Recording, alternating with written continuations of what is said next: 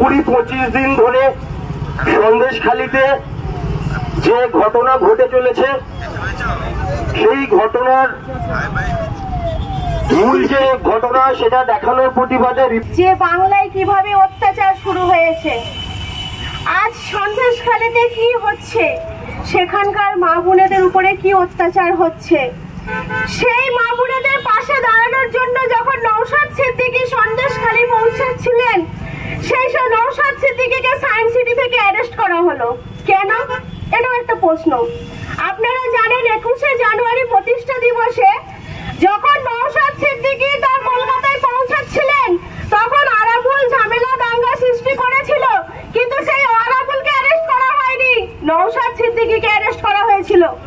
আবার সেই একই রকম যখন সেখানে শাহজাহান শেখ একটা দাঙ্গা বাঁধিয়ে শাহজাহান শেখ লুকিয়ে বসে আছে, সেই শাহজাহান শেখকে এই ব্যর্থ পুলিশ, এই ব্যর্থ মমতা মন্ত্রী, মুখ্যমন্ত্রী, পুলিশ মন্ত্রী ধরতে পারছে না, নওশাদ সিদ্দিকীকে অ্যারেস্ট করছে। তাহলে কি আপনারা চিৎকার করে বলবেন নওশাদ সিদ্দিকীকে মমতা ভয় পায়? বলুন, ভয় পায় নাকি না? অবশ্যই নওশাদ সিদ্দিকীকে মমতা ভয় পায়। তাই নওশাদ সিদ্দিকী যখন এক পায়ে এগিয়ে যায়, তাকে পিছিয়ে পিছিয়ে দেওয়া হয়, কারণ নওশাদ সিদ্দিকীকে পুলিশের আঘাতে পিছিয়ে দেওয়া হয় যাতে সে সাধারণ মানুষের পাশে না দাঁড়াতে পারে, ওই সন্দেশখালীর মা বোনের পাশে দাঁড়াতে না পারে। আপনারা জাগুন, এই বাংলার মানুষ জাগুন, হয়তো আজ না হয় কাল ওই সন্দেশখালীর মতন আপনাদের মা বোনকে পিঠে করতে দেখতে পারে, হয়তো আমাকেও পিঠে করতে যেতে হতে পারে। তাই বলছি, আপনারা কণ্ঠ উঁচু করুন, আপনারা জাগুন, আপনারা বলতে শিখুন। কবে বলবেন এত অত্যাচার আপনারা কেন মাথা বন্ধ নিচু করে সহ্য করছেন? আজ নওশাদ সিদ্দিকী যখন সাধারণ মানুষের পাশে দাঁড়াচ্ছে, কেন তার উপরে এত অত্যাচার হচ্ছে? আপনারা বুঝতে পারছেন না? এই মমতা নিজের বাংলাকে নিজের মতো চালাতে চাইছে। এই রানী মৌমাছি তার শ্রমিক মৌমাছি দিয়ে মধু সংগ্রহ করবে, আর নিজে বাসায় বসে বসে মৌমাছির বাসায় বসে বসে মধু খাবে। বুঝতেই পারছেন, এই রানী মৌমাছি তার বাংলাকে গুন্ডায় পরিণত করতে চাইছে। শওকত মোল্লা, আরাবুল, শাহজাহান শেখ একটার পর একটা গুন্ডা পুষে যাচ্ছে, তাদের ধরতে পারছে না।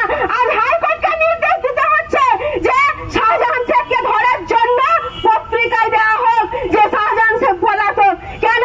পুলিশ মন্ত্রীকে আবার ব্যর্থ? পুলিশ মন্ত্রী কি শুধু সাধারণ মানুষের উপর অত্যাচার করতে পারে? এই পুলিশ কি শুধু সাধারণ মানুষের উপর অত্যাচার করতে পারে? এই পুলিশকে দেখলে আগে গর্বে মুখটা ফুলে উঠতো যে এই পুলিশ আমাদের সাথে আছে, আমাদের কোনো ভয় নেই, আমরা মাথা উঁচু করে হাঁটতে পারবো, আমাদের উপরে কোনো অন্যায় হবে না। কিন্তু না, এই পুলিশ আনিসকে খুন করে আমাদের বুঝিয়ে দিয়েছে যে আনিসের মতন যদি কণ্ঠ উঁচু করো তাহলে তোমাকে কিন্তু ছাদ থেকে ফেলে দেবে, তোমার কণ্ঠকে রোধ করে দেবে। এই পুলিশ শিখিয়ে দিয়েছে যদি তুমি নওশাদ সিদ্দিকীর মতো সাধারণ মানুষের পাশে দাঁড়াও তাহলে তোমাকে যেখানে সেখানে অ্যারেস্ট করা হবে। কোনো অ্যারেস্টের অর্ডার থাকবে না, কোনো স্পিকারের অর্ডার থাকবে না, সে বিধায়কই হোক সাধারণ মানুষই হোক, কণ্ঠ উঁচু করলেই এই পুলিশ মন্ত্রী তাকে জেলে ঢুকিয়ে দেবে।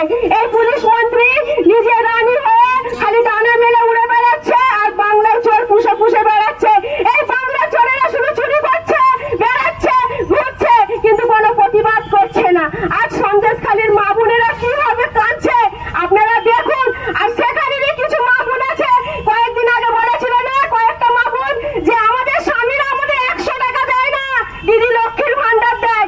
সেই মা বোনগুলো আজ বলে বেড়াচ্ছে যে শাহজাহান শেখ ভালো, আর কিছু মা বোন তার চোখে অশ্রু ফেলে ফেলে বলছে যে শাহজাহান শেখ আমার মেয়েকে ডেকেছে, শাহজাহান শেখ আমার বউকে ডেকেছে, শাহজাহান শেখ আমাকে ডেকেছে, রাতের অন্ধকারে নিয়ে যায়, আমার স্বামী থাকে, আমার ছেলে থাকে, বাড়িতে সবাই থাকে, কিন্তু তাদের আটকানোর কোনো অধিকার থাকে না, কারণ সেটা শাহজাহান শেখের এলাকা। শাহজাহান শেখ মানুষের উপরে অত্যাচার করছে। আপনারা এখন এই বাংলায় কণ্ঠ তুলুন, এই বাংলাকে জাগান, এই বাংলার মানুষ জেগে উঠুন।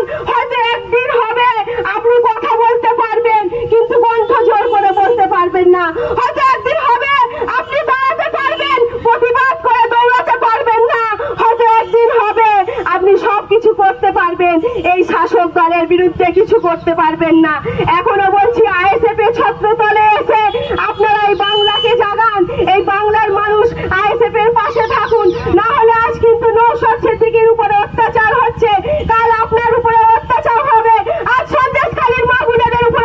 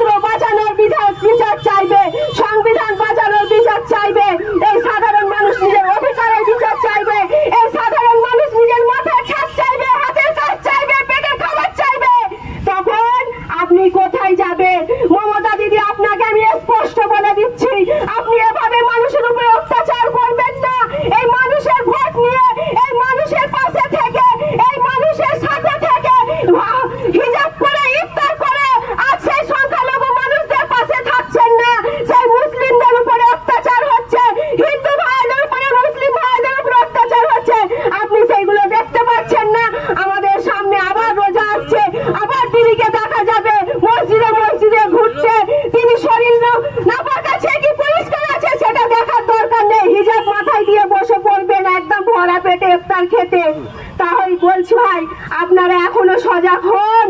এই ইফতার পার্টির নামে প্রতারণা ছেড়ে এই দলের বিরুদ্ধে এই শাসক দলের বিরুদ্ধে রুখে দাঁড়ান। আজ দেখছেন মালদায় যে কি ঘটনাটা ঘটলো, সেটাও তো পুলিশ মন্ত্রী দেখতে পাচ্ছে। তিনি কি দেখতে পাচ্ছেন না? মুসলিম দরদি পুলিশ মন্ত্রী দেখতে পাচ্ছেন না? শাহজাহান থেকে মুসলিম পুলিশ মন্ত্রী দেখতে পাচ্ছেন না? নাকি রানী মৌমাছি ভয় করছে যে শ্রমিক মৌমাছিকে ধরলে যদি রানী মৌমাছি মোর নাম বলে দেয়? আপনারা কি বলছেন? এটাই তো নাকি? আমরা কিন্তু 21শে জানুয়ারি দেখেছি, আবার দেখলাম 27শে ফেব্রুয়ারি। সেই আমাদের বিধায়ক, যেই বিধায়ক সাধারণ মানুষের পাশে থাকে, যেই বিধায়ক মানুষের কণ্ঠ হয়ে দাঁড়ায়, যেই বিধায়ক সাধারণ মানুষের কাছে গিয়ে তার দুঃখের কথা শোনে, সেই বিধায়ককে বারবার অ্যারেস্ট করা হচ্ছে কেন? পুলিশ মন্ত্রীকে জবাব দিতে হবে। আমি এই বলে আমি আমার বক্তব্য শেষ করলাম।